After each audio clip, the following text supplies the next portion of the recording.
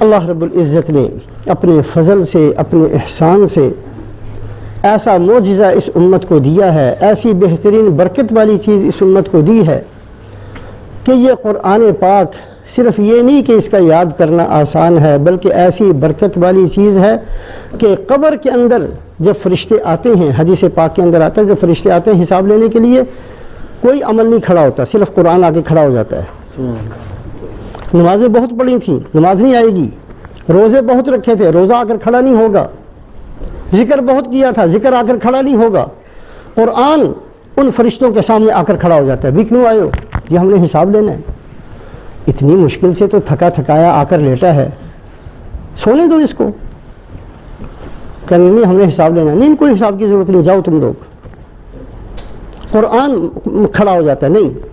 اگر کوئی یہ گناہ گار بھی تھا تو عذاب کے فرشتے آتے ہیں، قرآن سامنے آ جاتا ہے، نہیں عذاب نہیں ہونے دیں گے، اس نے میری تلاوت کی ہے صبح کو، اس نے میری تلاوت کی ہے رات کے وقت میں، لوگ سو رہے تھے یہ مجھے پڑھتا تھا، لوگ مزے کرتے تھے یہ مجھے پڑھتا تھا، نہیں عذاب کے فرشتوں کو میں نے نہیں آنے دینا۔ مقابلہ کرتا ہے قرآن، قبر کے اندر مقابلہ کرتا ہے فرشتوں کا، حشر کے اندر اللہ کے سامنے اگر کھڑا ہوگا تو قرآن کھڑا ہوگا، اے اللہ اس بندے کی بخشش ہونی چاہیے، سورہ ملک کہے گی، اور صورتوں کے بارے میں بھی ہے، اے اللہ اس بندے کی بخشش کیجئے، اللہ فرمائیں گے اس نے بڑے گناہ کیے ہیں، نہیں اس کی بخشش ہونی چاہیے، اگر آپ اس کی بخشش نہیں کرنا چاہتے مجھے قرآن میں سے نکال دیں، اس کی بخشش ہونی چاہیے۔ القرآن ماحل مصدق وشافع مشفع،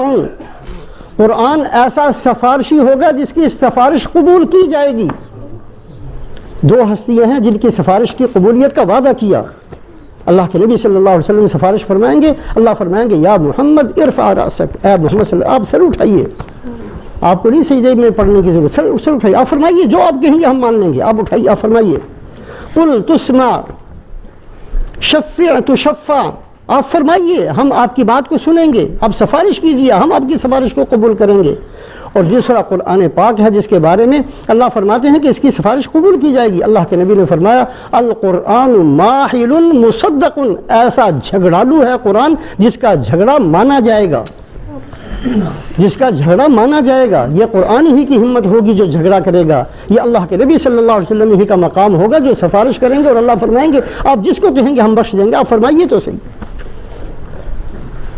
اللہ نے ہمیں ایسا معجزہ دیا، اللہ نے ہمیں ایسی کتاب دی، اللہ چاہتے قوم نوح کی امت کا حشر ہو سکتا تھا، اللہ چاہتے قوم عاد جیسا حشر ہو سکتا تھا، اللہ چاہتے قوم سمود جیسا حشر ہو سکتا تھا، اللہ چاہتے قوم لوط جیسا حشر ہو سکتا تھا۔ سورہ قمر کے اندر اللہ پاک نے ان چاروں کو ذکر فرمایا، اور ہر ایک کے ذکر کے بعد فرمایا وَلَقَدْ يَسَّرْنَا الْقُرْآنَ لِلذِّكْرِ فَهَلْ مِن مُدَّكِرٍ۔ خود بھی قرآن پاک کے ساتھ اپنے تعلق کو باقی رکھیں، بڑھانے کی کوشش کریں، یاد کریں، صحیح کریں، قرآن کو سیکھنا شروع کریں، کسی بھی عمر میں ہو پھر بھی یاد کریں، کم سے کم جو یاد ہے اس کو سیکھیں، اس کا تکرار کریں، بار بار قرآن کی تلاوت کا اہتمام کریں، اپنے بچوں کو قرآن سکھائیں، یہی چیزیں ہیں جو ہمارے کام آئیں گی۔ اللہ ہم سب کو عمل کی توفیق نصیب فرمائے۔